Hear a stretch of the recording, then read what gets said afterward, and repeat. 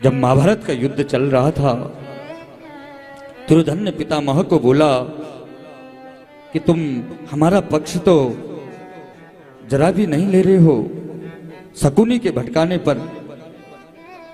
तो पितामह ने बोला, हे दुर्योधन, तुझे मेरे पर शंका है तो कल सुबह मैं अपनी संध्या बंधन से ब्रह्म मुहूर्त में तुम अपनी पत्नी भानुमति को भेज देना, मैं उसको अखंड सौभाग्यवती का वर दे दूंगा और कल के युद्ध में मैं 5 पांडवों का वध कर दूंगा। पितामह ने प्रतिज्ञा कर दी।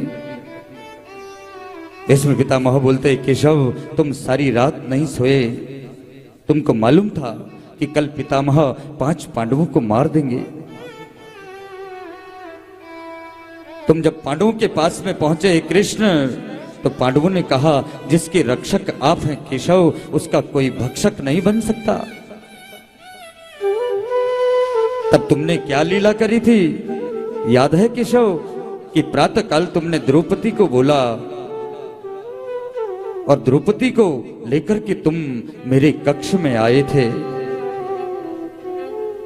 भगवान श्री कृष्ण ने द्रौपदी के लिए बोल दिया, हे द्रौपदी, जैसा मैं बोलूं तुमको वैसा ही करना पड़ेगा, नहीं तो 5 पांडवों का मरण हो जाएगा। प्रातःकाल भगवान श्री कृष्ण द्रौपदी के कक्ष में पहुंच गए। बोलते, देवी चलो। द्रौपदी ने पूछा, नहीं, कहां जाना है? भगवान श्री कृष्ण ने भी सखी का वेश धारण कर लिया, ओढ़नी स्त्री का रूप धारण कर लिया और द्रौपदी को लेकर के आ गए ठीक पितामह के शिविर में। भगवान श्री कृष्ण बोलते, द्रौपदी मैं जैसा बोलूं तुमको वैसा ही करना है। मैं शिविर के बाहर रहूंगा, पितामह संध्या बंदन में होंगे, ध्यान में होंगे। तुम साड़ी के पल्लू को, अपने घूंघट को डालना और पितामह के चरणों में प्रणाम करना, और जब तक तुमको अखंड सौभाग्यवती न बोल दे तब तक तुम अपने माथे को, और तब तक तुम उनसे बात मत करना। द्रौपदी प्रातःकाल पितामह के शिविर में पहुंच गई। भगवान श्री कृष्ण साड़ी के पहन करके स्त्री के भेष में बाहर खड़े हैं और इधर द्रौपदी ने पितामह को प्रणाम किया। भगवान के ध्यान में थे पितामह और विचार करने लगे कि मैंने कल दुर्योधन को बोला था कि अपनी पत्नी भानुमति को भेज देना, शायद भानुमति आई है। और पितामह ने द्रौपदी के माथे पे हाथ रख करके बोल दिया, अखंड सौभाग्यवती भव, अखंड सौभाग्यवती भव, अखंड सौभाग्यवती भव। और द्रौपदी ने जैसे साड़ी ऊपर करी, पल्लू को ऊपर किया, बोलते ही पितामह अब आप ही बोलो कि कल की प्रतिज्ञा सत्य होगी कि या आज क्या आशीर्वाद सत्य होगा। पितामह बोलने लगे, हे द्रौपदी, मैंने कल तो प्रतिज्ञा करी थी कि 5 पांडवों का वध कर दूंगा, पर आज आपके लिए मैंने अखंड सौभाग्यवती का वर दे दिया, इसलिए तुम्हारे पतियों को कुछ नहीं हो सकता। पर तुमको ये बुद्धि किसने बताई? मैंने तो सोचा भानुमति आई है। बोलते, मैं तो अपनी सखी के साथ में आई हूं।